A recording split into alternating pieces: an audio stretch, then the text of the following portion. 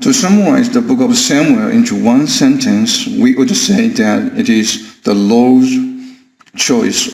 Joshua was about the attitude in accompanying the Lord, whereas Leviticus was about the eligibility to accompany the Lord. Numbers was about the method in accompanying the Lord. And Deuteronomy was about the principle to accompany the Lord. Since Torah was the textbook in accompanying the Lord, Joshua was a workbook to exercise the textbook. This brings us an important spiritual message on the saint's attitude in fulfilling Jesus' command and enjoying our privilege given by Jesus. In spite of all this education, the Israelites disobeyed the Lord. Therefore, the Lord needed to discipline them in a different way that was described in the book of Judges. Ruth was a good example of how we need to trust in the Lord and His providence for His people. Then the Lord changed His governing system over His people. Samuel's story was the transition and settlement of it. Let's review them one by one.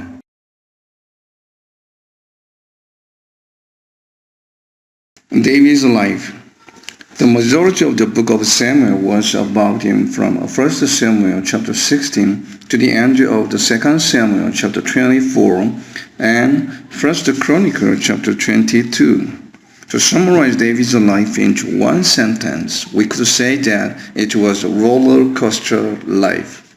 His life can be divided into 7 stages: shepherd, hero, fugitive, king, criminal, refuge person, and temple designer. It was a variety. Why did his life change this way? There was an important motive in a person at every shift of the stages. There was David, who went from shepherd to hero. He was recognized as a hero by the Israelites through his victory against Goliath. But he became a fugitive to avoid Saul, who was zealous to his fame. Abner, who was a commander of Saul's army, betrayed Saul's son Ishbosheth after Saul's death. As stated in 2 Samuel chapter 3, verse 17 to 8, Abner conferred with the elders of Israel and said, "For some time you have wanted to make David your king. Now do it."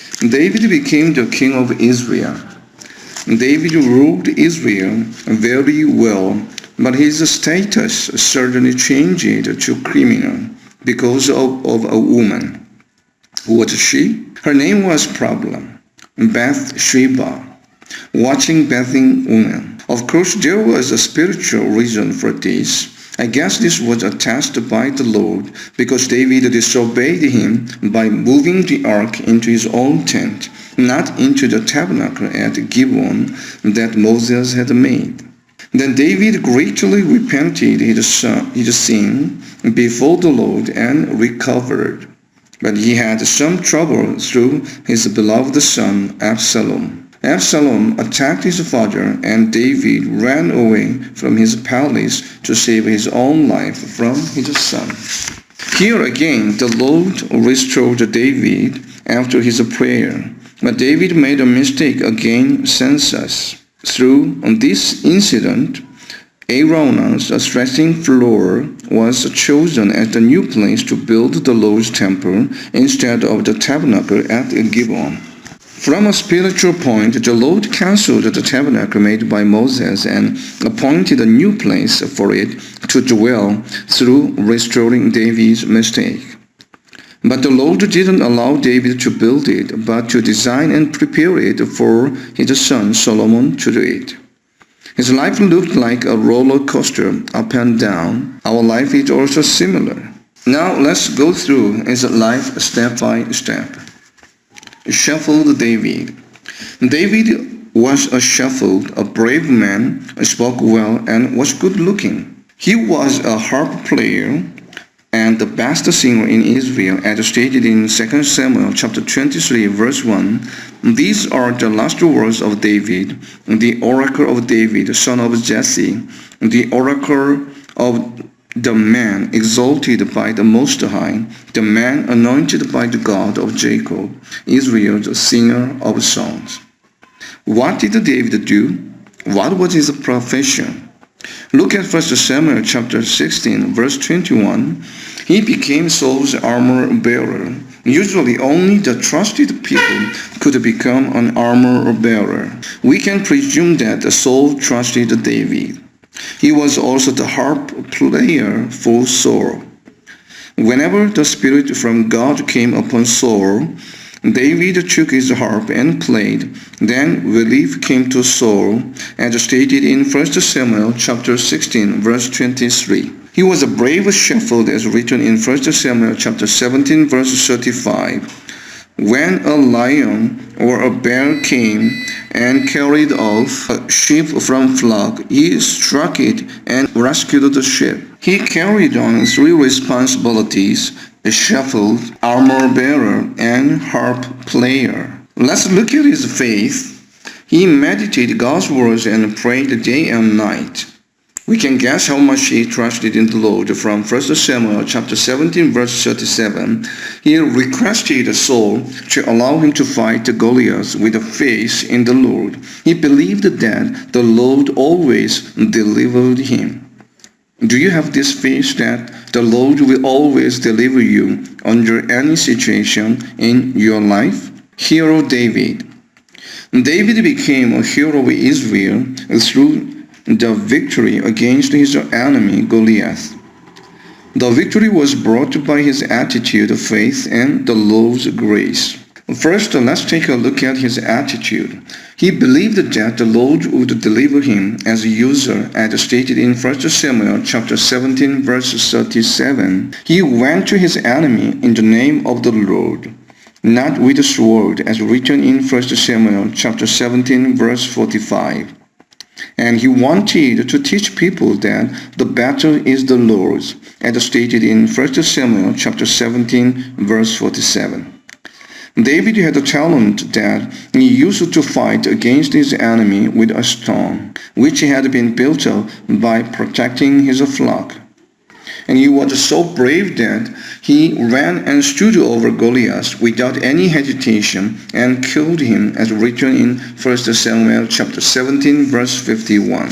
People praised David with a song, saying, Saul has slain his thousands, and David his tens of thousands.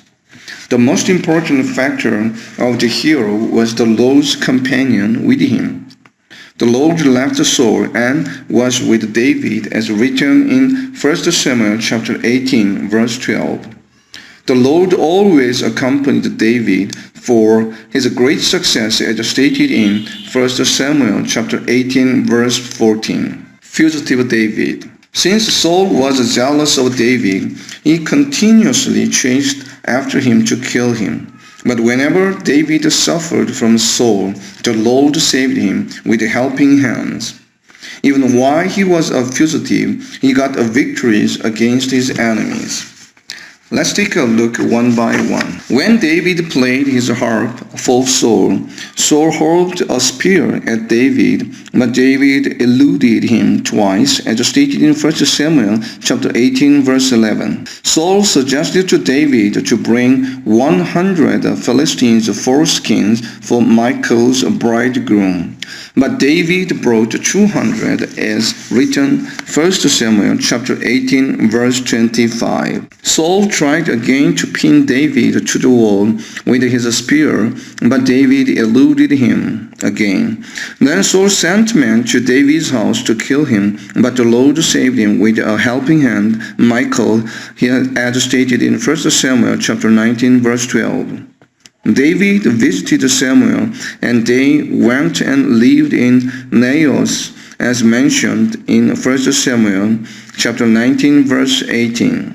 But Saul sent men to capture David. Then David visited Jonathan, Saul's son, and made a covenant, saying, May the Lord called David's enemies to account in 1 Samuel chapter 20 verse 16. Jonathan swore friendship again, saying, "The Lord is witness between you and me, and between your descendants and my descendants forever," as stated in 1 Samuel chapter 20 verse 42. David visited Ahimelech, who was a priest in Nob, and he gave David the consecrated bread and Goliath's sword, which belonged to the Lord.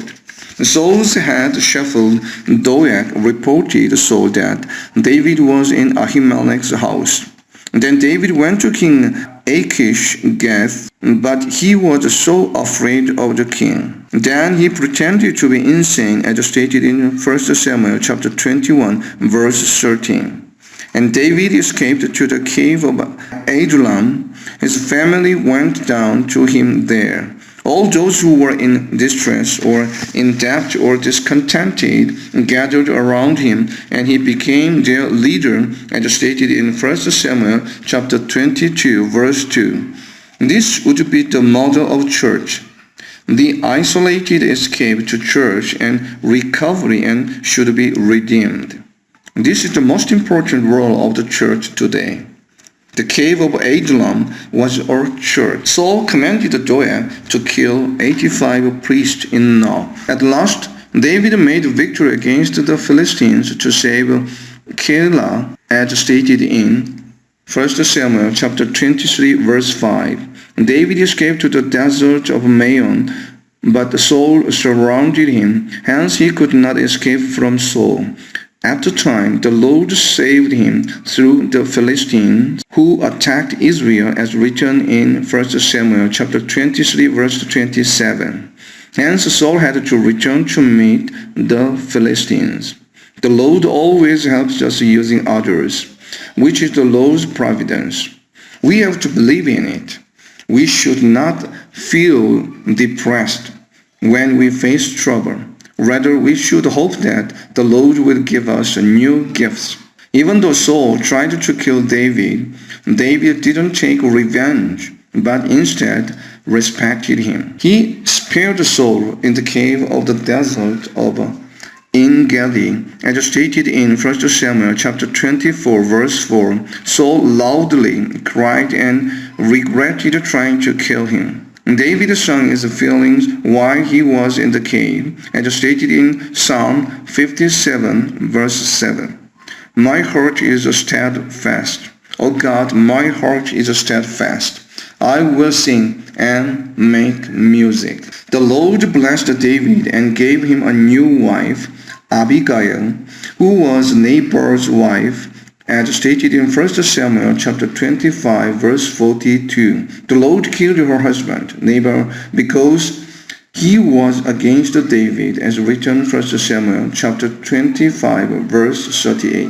Here, we need to learn a lesson. We need to respect those who God uses and blesses. David spared Saul again in the desert of Ziph, as written in 1 Samuel chapter 26 verse 12. He rebuked Saul's commander, Abner, not to protect his king, as stated in 1 Samuel chapter 26 verse 16.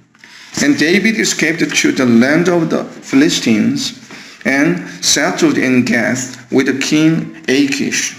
Then Saul no longer searched for him, as stated in 1 Samuel chapter 27 verse 4.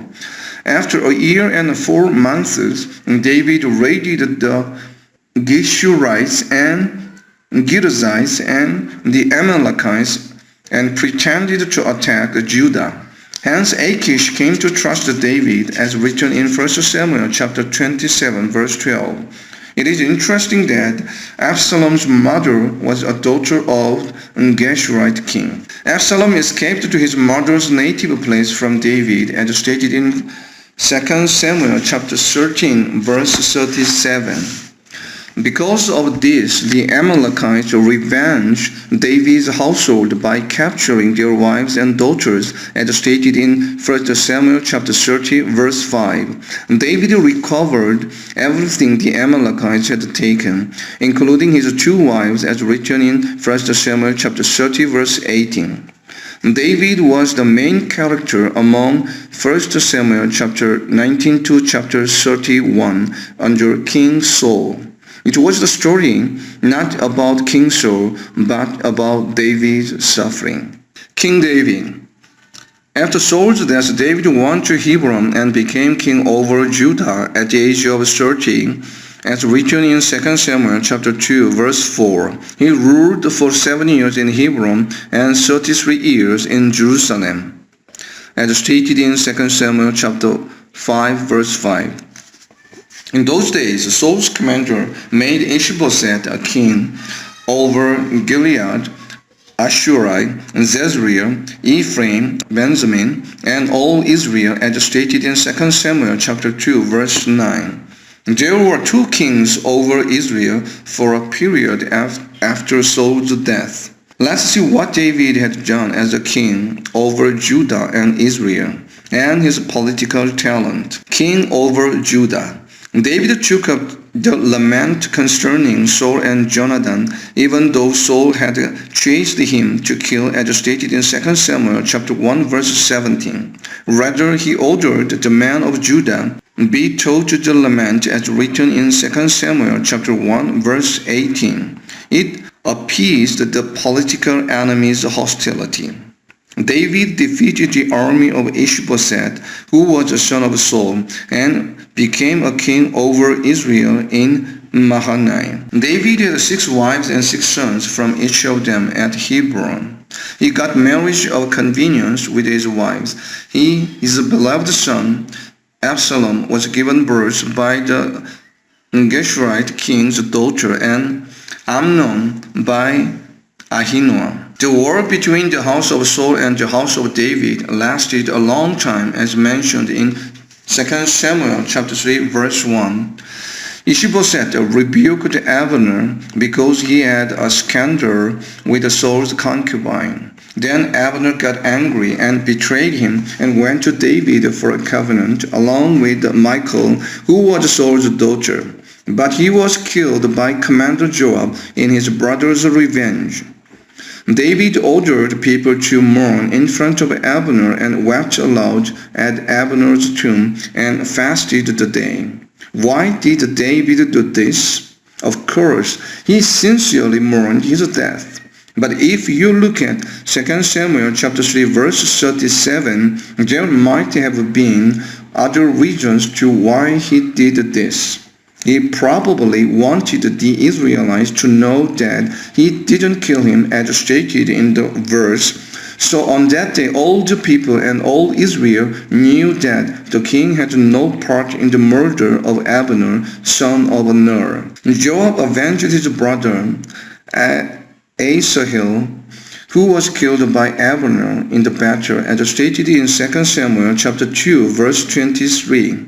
After Abner's death, Ishbosheth lost his power and was murdered by Rechab and his brother Baanah, as written in 2 Samuel chapter 4, verse 6. David killed the murderers because the wicked man killed an innocent man in his own house, as stated in 2 Samuel chapter 4, verse 11. He probably wanted to give out a good image of him to his political enemy in Israel by consoling them. King over Israel.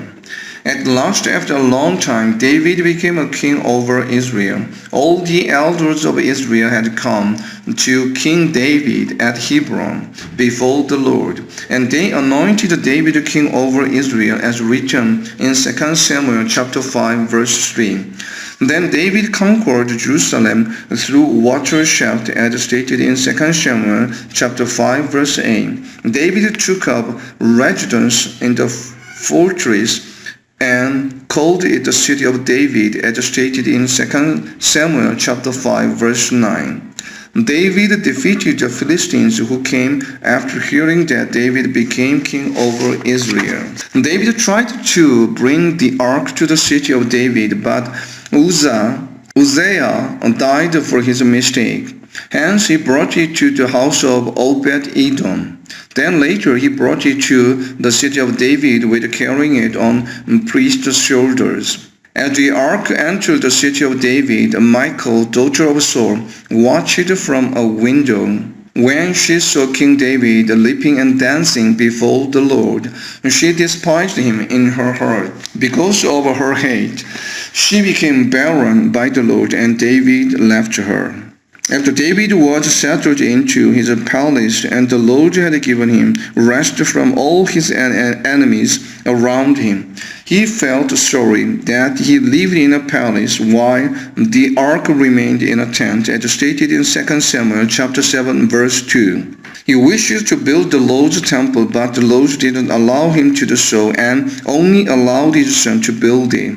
But the Lord blessed David in 5 ways, as written in 2 Samuel chapter 7, verse 9 to 16. I will make your name great. I will give you rest from all your enemies. I will establish his kingdom. My love will never be taken away from him. Your throne will be established forever. After David heard all these blessings from Nathan, he prayed to the Lord and acknowledged him and wished his blessings on his house. David defeated the Philistines, the Moabites, and Aramean kingdom of Damascus, the Edomites, and the Ammonites, and they gave tribute to David. According to the covenant with Jonathan, David searched his descendants and found his son Mephibosheth. Then he gave him back Jonathan's property and cared for him. Criminal David. David also made several mistakes throughout his lifetime. The most renowned was the incident with Bathsheba. Before going in depth into the sin, it is interesting to find out why the Lord tested David through this incident. It was probably because David disobeyed the Lord's command while he moved the ark. According to the law, the ark should be in the most high of the tabernacle, which had been made by Moses. The tabernacle was at Gibeon when David brought the ark. But David didn't bring it into the tabernacle, but into his own tent, which he made at the city of David. Of course, David probably brought it into his tent because he wished to keep it near him. But this was based on humanism and a kind of pride. Even though it was a good intention, it was against the Lord's command. Hence, the Lord probably wanted to know what was in David's heart and whether he obeyed his command or not, like the Lord had tested the Israelites in the desert for 40 years, as stated in Deuteronomy chapter 8, verse 2.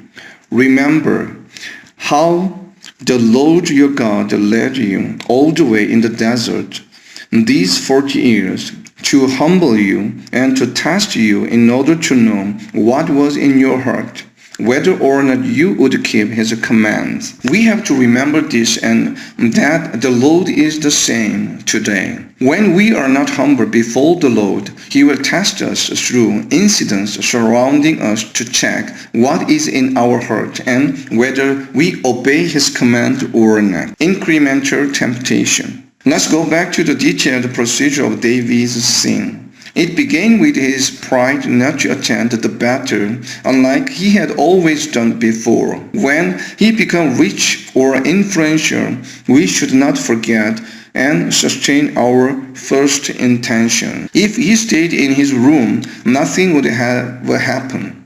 But he went to the roof of the palace and walked around. He watched the Bathsheba. Here also he could stop his temptation by remembering Numbers chapter 15 verse 39. You will have these tassels to look at, and so you will remember all the commands of the Lord, that you may obey them and not prostitute yourselves by going after the lust of your own hearts and eyes. He should not have gone after the lust of his own heart and eyes, but he followed the lust.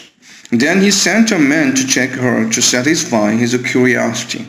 We have to understand that the lust starts from curiosity. He recognized that she was Uriah's wife, He didn't stop here as well, and sent a man to bring her to his palace because Uriah was not at his home but at the battlefield. Of course, he probably called her for a chat or to kill time. It was a careless mistake, which we have often make ourselves. The thought that it might be fine will bring us serious situations all the time. We have to crush it from the start. Finally, David couldn't control his lust and slept with her. Here again he could stop his sin, but he continued to commit his sin, killing her husband to hide his sin. When he knew about her pregnancy, he didn't repent. Rather, he united to sin and conspired to kill her husband. Like this, his sin grew more and more.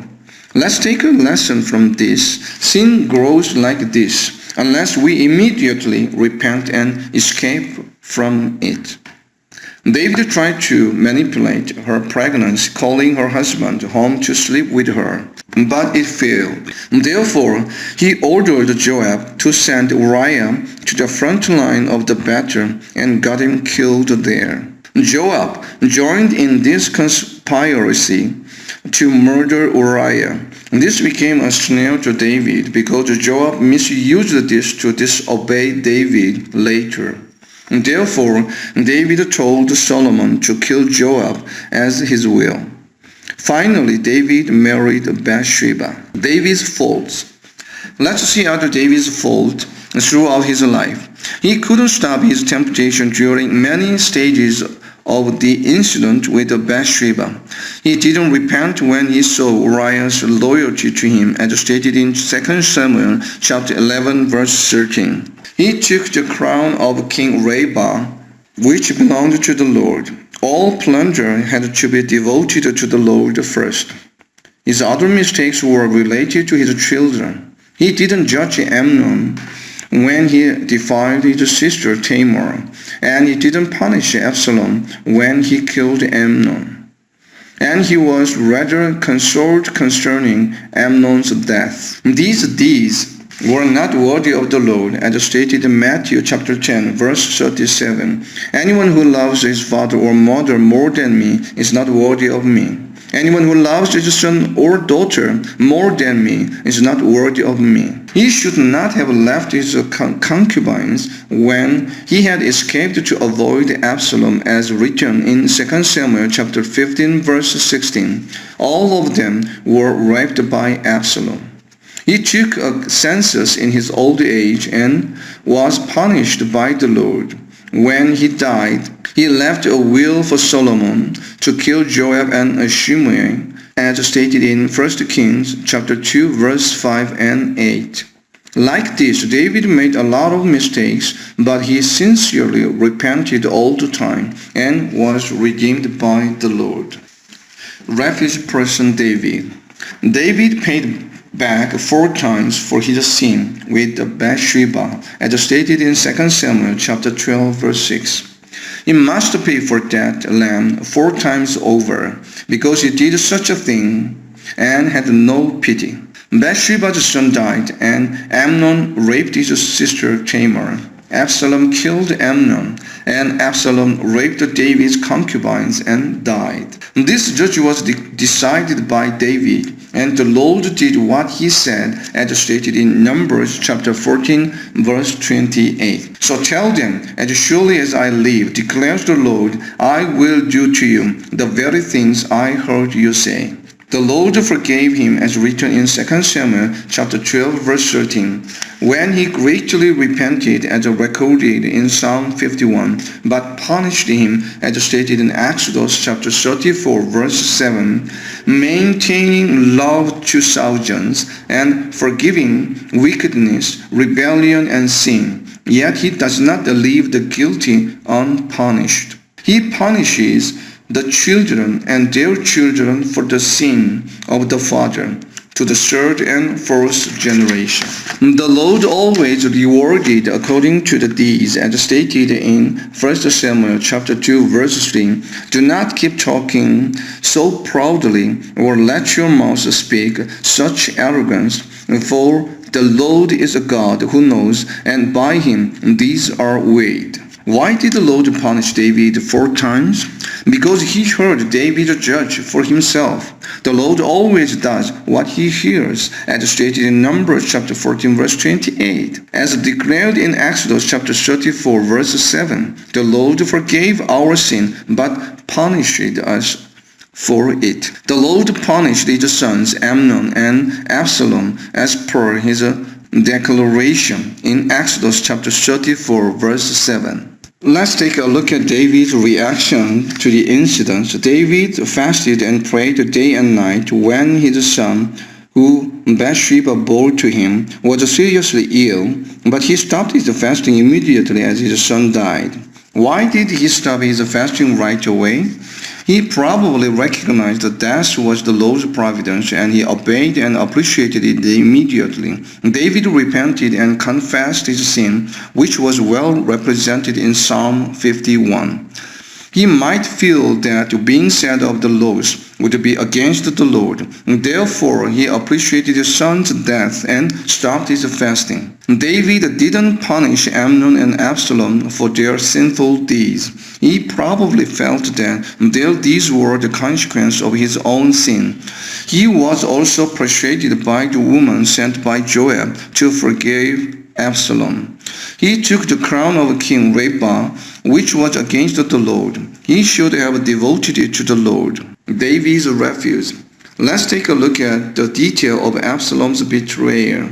Absalom prepared his betrayal for a long time. First, he stole the hearts of the men of Israel for 4 years during judging as stated in 2 Samuel chapter 15 verse 6. And he went to Hebron and invited Ahithophel. When Absalom approached the city of David, David quickly escaped from Absalom without praying to the Lord.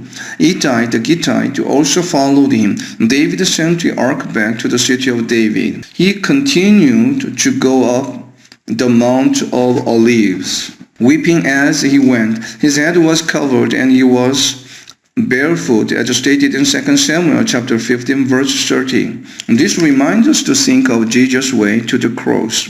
David prayed to the Lord, which was a turning point. He prayed to turn Ahithophel's counsel into foolishness, as written in 2 Samuel chapter 15 verse 31. When he escaped from Absalom, Shimei, the same clan of Saul, cursed David. David appreciated the curse as the Lord's providence. Ahithophel committed suicide by Shimei's plan, and David defeated the army of Absalom. Joab killed Absalom against David's command. Joab pressured David to encourage people, as stated in 2 Samuel chapter 19 verse 7. When David returned to the city of David, a troublemaker, Sheba, betrayed him, but Joab surrendered Sheba. David accepted the Gibeonite suggestion and defeated the Philistines. Then David wrote a poem to the Lord for his grace and protection, as written in 2 Samuel chapter 22 and Psalm 18. Both chapters were identical. The last story was about the census. We need to take a look at why David did it. Again, the anger of the Lord burned against Israel, and he incited David to take a census, as stated in 2 Samuel chapter 24 verse 1. Through this census incident, the Araunah's threshing floor was appointed to the new place where the Lord would dwell, instead of the tabernacle at Gibeon. This was the story of the Lord's providence, along with David, who was worthy of the Lord. There was green and yellow colors life, then we do expect our life will be only green colors without yellow colors. This is what we want to live. Thanks for watching.